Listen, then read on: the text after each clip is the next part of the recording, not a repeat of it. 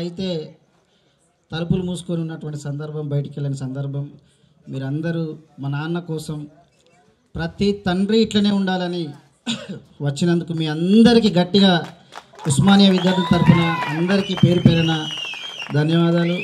మీ అందరికీ మనస్ఫూర్తిగా కృతజ్ఞతలు తెలియజేస్తూ, ఇందుకే ఇట్లా అవుతుంది కాబట్టి మా సార్ ఏం చెప్తారంటే వాళ్ళకి గట్టిగా బీఫ్ పెట్టాలా సరే చెద్దుకూర పెట్టాలని చెప్పేటాడు మా కంచాలే సార్. కాబట్టి ఇవాళ మా సార్ చెప్పినట్టే ఒకప్పుడు నాన్న రాజలింగు, మా నాన్న ఏసేబు గారి నాయన పేరు రాజలింగు, వాళ్ళ తల్లి లింగవ్వ, వాళ్ళ పెద్ద అంటే వీళ్ళ పెద్దన్న నలిగంటి సమ్మయ్య, ఆ సమ్మయ్య తర్వాత పురుషోత్తం తర్వాత నాన్న తర్వాత మోహన్ నాన్న, తర్వాత పద్మక్క,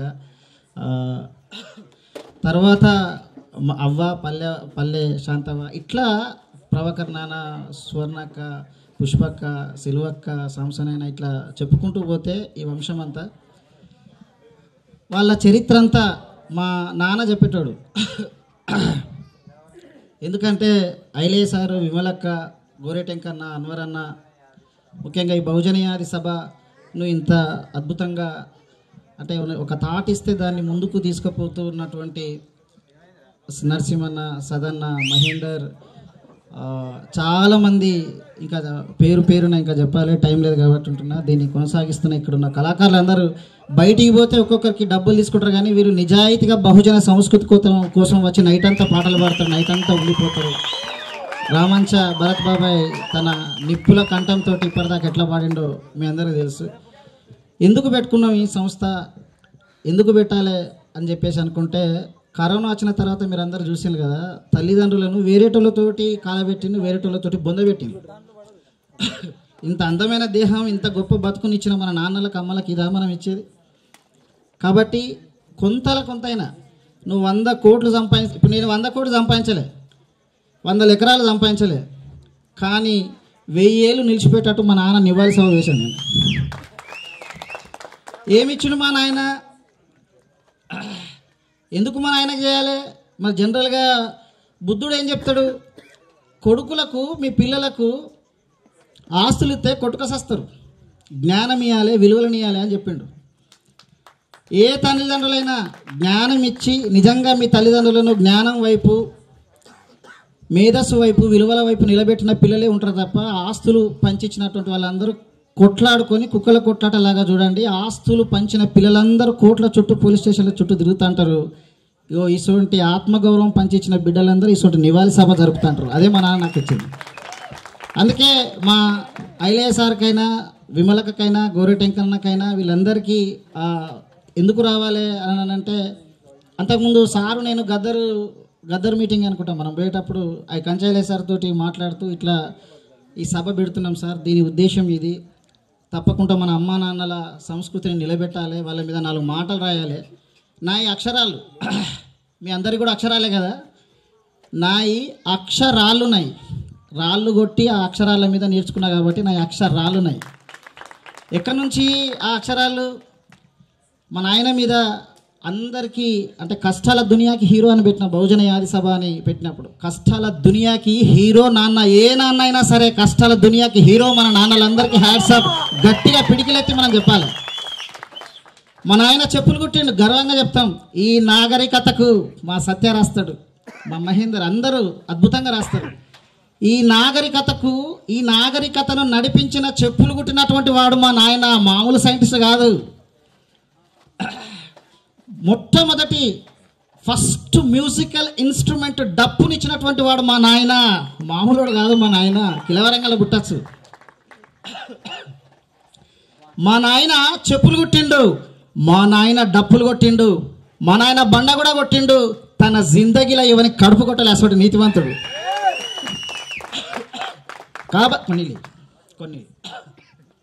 కాబట్టి మా నాన్న గురించి నేను చేయకపోతే ఎవరు చేయాలి? మా అక్కలు, మా అన్నలు బాగా ఏడుస్తున్నారు. 90 ఏళ్ళు బతికిన హీరో ఈ రోజుల్లో ఎవరైనా ఉంటారా?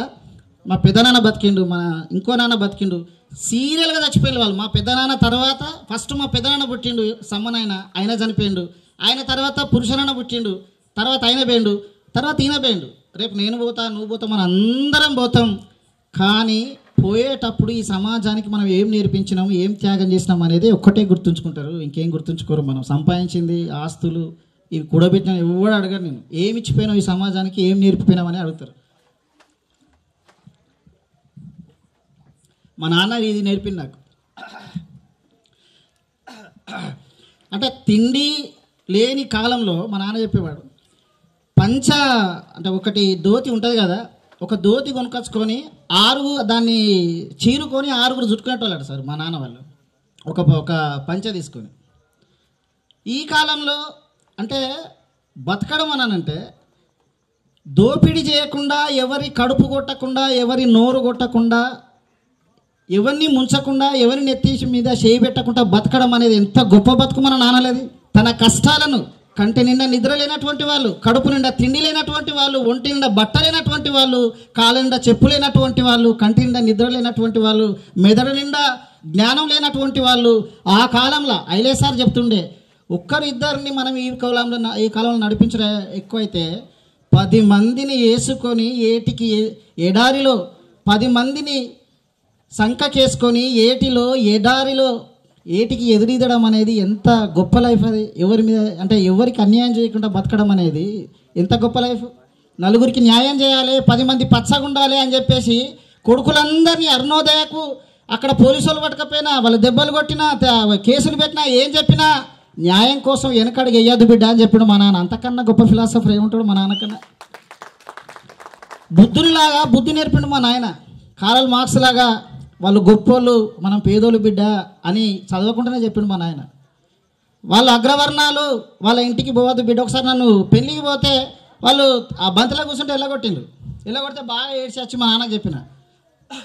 ఏడిస్తే మా నాన్న అన్నాడు, ఎందుకు ఎడతాను బిడ్డ అంటే, వాళ్ళు మొత్తం బంతిలో కూర్చున్న తర్వాత ఇల్లగొట్టిన నాన్న, దేహగదానికి ఎడతావురా, మనం తక్కువ కులపోలం కాబట్టి, వాళ్ళు ఎక్కువ కులపోలు కాబట్టి ఈ రోగమే అట్లున్నారా ఈ దేశం, ఈ సమాజంలో అని చెప్పేసి సింపుల్గా చెప్పాడు మా నాన్న. అంటే అంబేద్కర్ లాగా ఈ కుల వ్యవస్థ ఇంత దుర్మార్గమైనదని చెప్పేసి ఒక అంబేద్కర్ లాగా చెప్పాడు మా నాయన.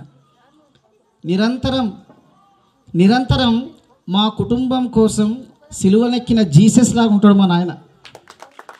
అంటే ఒక బుద్ధుని చెప్పినటువంటి వాడు, అంబేద్కర్ లాగా కులతత్వాన్ని చెప్పినటువంటి వాడు, కార్ల్ మార్క్స్ లెక్క ఒక వర్గతత్వాన్ని చెప్పినటువంటి వాడు, ఒక జీసస్ లాగా బతికినంత కాలం ఎవరికి చేజాపకుండా, ఎవరితోటి పని చేయించకుండా, తన సొంత కాళ్ళ మీద నిలబడినటువంటి హాలీవుడ్ హీరోలాగా ఉంటాడు మా నాన్న. చూసిన కదా ఫోటో అది. భగత్ సింగ్ లాగా బగబగ మండే రూపం ఒకవైపు అయితే, ఉద్ధమ్ సింగ్ లాంటి యుద్ధ రూపం ఒకవైపు అయితే, ఆ ఇద్దరి లాంటి యోధుడు లాంటి రూపం మా నాన్న అనిపిస్తుంది నాకు ఆ మీసాలు చూస్తే. ఒకవైపు భగత్ సింగ్ అవ్వచ్చు, ఇంకోవైపు ఉద్ధమ్ సింగ్ అవ్వచ్చు. మా నాన్నను చూస్తే యుద్ధమ సింగం లాగా అనిపిస్తాడు. కాబట్టి ఈ చరిత్రను మనందరం రాయాలి, మన తల్లిదండ్రుల చరిత్ర మనందరం రాయాలి. మా ఐలేసార్ చెప్తాడు, ఐలేసార్ కనుక ఉస్మానియా లేకపోతే ఉస్మానియాకు మేము వెళ్ళి సింపుల్గా వచ్చి ఏదో పని చేసుకోను, కూలి పనో లేకపోతే ఏదో టీచరో ఇంకేదో అయ్యేటోళ్ళం. ఈరోజు స్టేజ్ మీద నిలబడి ప్రపంచానికి చేతులు అంటే పిడికిలి బిగించి ప్రపంచానికి అంబేద్కర్ వారసులం, బుద్ధుని వారసులం, మహాత్మా జ్యోతిరావు ఫులే వారసులం, ఇగో మేము డప్పు కొట్టినటువంటి వాళ్ళం, మేము చెప్పుకొట్టినటువంటి వాళ్ళం, కింది వర్గాలని చెప్పుకుంటాం అంటే బికాజ్ ఆఫ్ కంచైలియా లేకుండా ఉస్మానియా యూనివర్సిటీ అనేది ఇంత బహుజనీకరించబడేది కాదు. కాబట్టి వాళ్ళందరి ద్వారా తప్పకుండా రావాలి సార్ అంటే, మా సార్కు ఆరోగ్యం బాగలేకున్నా, అమెరికా పోయే పని ఉన్నా వాటన్నింటిని విడిచిపెట్టుకొని ఐలేసార్ అంటే ప్రపంచాన్ని, అంబేద్కర్ తర్వాత ఈ భారతదేశాన్ని తిప్పి ఒరిజినల్ భారతదేశం అంటే ఇది శ్రమజీవులు ఎవరు, బుద్ధిజీవులు ఎవరు, సోమరిపోతులు ఎవరు అని మొత్తం buffalo nationalism, why I'm not a Hindu అనే పుస్తకాలతోటి ప్రపంచాన్ని ఒకసారి ఇటు తిప్పినటువంటి అంబేద్కర్ తర్వాత అంబేద్కర్ అంతటి కంచేలేసారు మా నాన్న గురించి వచ్చింది. అంబేద్కర్ తర్వాత ఆక్స్ఫర్డ్ కేంబ్రిడ్జ్లో కంచేలేసారు పుస్తకాలు అందులో సిలబస్లో ఉన్నాయి. ఆయన ₹1 నాకు చుట్టూ మీ ఇల్లు చూడాలి, డాబాలు ఉన్నాయి, మా ఒక్కటే ఇందిరమ్మ ఇల్లు, నా దగ్గర ఎకరాలు లేవు, లేదా పెద్దగా సంపాదించింది లేదు, బ్యాంకు బ్యాలెన్స్ లేదు, ఏం లేదు. ఈ ఫంక్షన్ కూడా దోస్తులు మా సదన్నో లేకపోతే మా నరసింహన్నో లేకపోతే మా రవన్నో అందరూ ఇట్లా అనుకొనేసిందే. ఏం లేదు, ఒక్క రూపాయి లేదు. గుండె నిండా బాబాసాహెబ్ ఇచ్చిన ధైర్యం ఉంది, మెదడు నిండా బుద్ధుడు, అంబేద్కర్, మహాత్మా జ్యోతిరావు ఫులే, పెరియార్ వీళ్ళందరూ ఇచ్చినటువంటి జ్ఞానం ఉన్నది. దీని వెనుక మా కంచైలయ్య సార్ ఉన్నాడు కాబట్టి ఇగో ఈ ధైర్యంతో మా దగ్గర ఏం లేకున్నా నడిపినాం. దీనికి ప్రపంచ ప్రొఫెసర్ కంచైలయ్య వచ్చిండు. ఈ ప్రపంచ పాఠాలను మా అందరికీ నేర్పినటువంటి అంటే సావిత్రిబాయి ఫులే తన జ్ఞానంతో మనకు పాఠాలు నేర్పితే విమలక్క తన పాటలతోటి మన జ్ఞానం నేర్పింది. ఇద్దరు ఐకాన్స్ వచ్చిండు మా నాన్న కోసం. ఏం లేదు చేతుల. మా అన్వర్ బాయ్ వచ్చిండు. అన్వర్ బాయ్ కూడా గట్టి ఒకసారి చప్పలు కొట్టాలి. కాకతీయ యూనివర్సిటీ నుంచి, ఉస్మానియా నుంచి ఇంత చాలామంది ఉద్యమ నాయకులు, మా విజయ్ చాలామంది పేరున చెప్పుకుంటూ పోతే. కాబట్టి ఇంతమంది ఎవరి కోసం? మా నాన్న కోసం వచ్చిండు. కాబట్టి నాన్నకు మనం ఏమి ఇవ్వకున్నా మంచిదే. ఆయన కళలను నలుగురికి న్యాయం జరగాలి, 10 మంది పచ్చగా ఉండాలని కోరుకున్నాడు. మన ఆయన ఏం కోరుకోలేదు. 10 మంది పచ్చగా ఉండాలి, నలుగురికి న్యాయం జరగాలి, దానికోసం ఎక్కడికైనా పోవాలి బిడ్డ అని ఆయన నాకు ఇచ్చిండు. నేను సచ్చేదాకా కొనసాగిస్తా. జోహార్ జోహార్ నల్గంటి యోసెఫ్ బాబు. సాలే, ఇది ఒక్కడు చాలు మాకు. మా పాపకు అనేది గట్టిగా సపాలు కొట్టలు మీరంతా. కాబట్టి నాయన మా నాన్న మీద 2 మాటలు చెప్పిన తర్వాత మా సారు మాడతాడు. నాన్న నీ కన్నా గొప్పే ముందే, ఎదురీదే నావకు సావే లేదే. మా నాయన మీద రాసిన పాట చాలా ఉన్నది. ఒక పల్లవి మాత్రం పాడతా.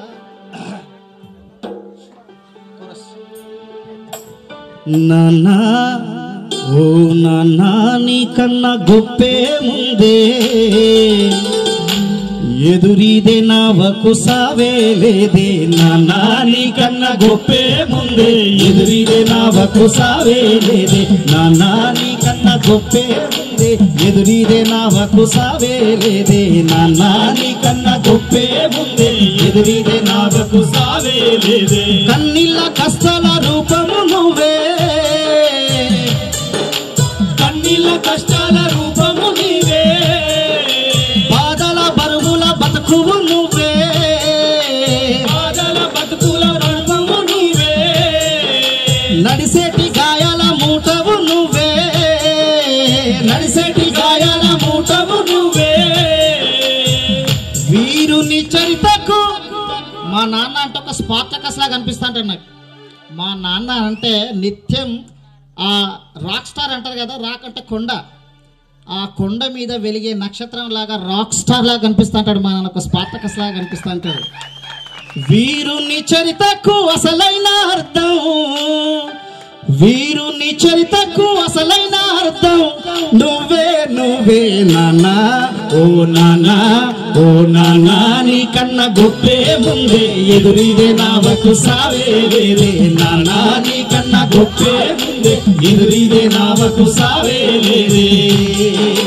గుండెల్ని పిండేటి మండు టెండల్లోన, గుండెల్ని పిండేటి మండు టెండల్లోన, బండరాళ్ళను పిండి చేసినావు, బండరాళ్ళను పిండి చేసినావు, బండరాళ్ళను పిండి చేసినావు, బండరాళ్ళను పిండి చేసినావు. తిండి గింజలను తెచ్చి పెట్టినావు, తిండి గింజలను తెచ్చి పెట్టినావు, తిండి గింజలను తెచ్చి పెట్టినావు. కష్టాలు కన్నీళ్లు ఎదురైనా గానీ, కష్టాలు కన్నీళ్లు ఎదురైనా గానీ, కష్టాలు కన్నీళ్లు ఎదురైనా గానీ, కష్టాలు కన్నీళ్లు ఎదురైనా గానీ, అరే గాథలు బాధలు ఎదురైనా గానీ, బాధలు గాథలు ఎదురైనా గానీ, ఏనాడు ఎనుకకు అడుగయ్యలేదు,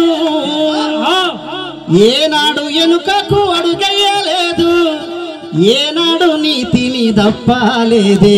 నాన్నా ఓ నాన్నా ఓ నాన్నా నీ కన్నా గొప్పే ముందే, ఎదురీదే నావకు సావే లేదే. నాన్నా నీ కన్నా గొప్పే ముందే, ఎదురీదే నావకు సావే లేదే. బుద్ధునిలాగా బుద్ధులిచ్చినావు, బుద్ధునిలాగా బుద్ధులిచ్చినావు, మార్సులాగా నువ్వు తత్వము చెప్పావు, మార్సులాగా నువ్వు తత్వమే చెప్పావు, మార్సులాగా నువ్వు తత్వమే చెప్పావు. సాహెబ్ లాగా బాధలు చెప్పావు బాబా సాహెబ్ లాగా బాధలు చెప్పావు బతుకు తీరు నువ్వు గొప్పగా చెప్పావు బతుకు తీరు నువ్వు గొప్పగా చెప్పావు బతుకు తీరు నువ్వు గొప్పగా చెప్పావు సంద్రన సంద్రన ఈదేటి నావాలాగా మా ఇంటిని నడిపే నావాలాగా యేసయ్యలాగా సిలువ మోసిన వీరుని విను నానా నానా ఓ నానా నీ కన్నా గొప్పే ముందే ఎదిరిదే నావకు సావే లేదే నానా నీ కన్నా గొప్పే ముందే ఎదిరిదే నావకు సావే లేదే ఎదిరిదే నావకు సావే లేదే ఎదిరిదే నావకు సావే లేదే ఎదిరిదే నావకు సావే లేదే అలా అందరు గట్టిగా చెప్పలు కొట్టాలి కంచెలే సార్ నువ్వు వేదిక మీకు రావాల్సిందిగా కోరుతున్నాం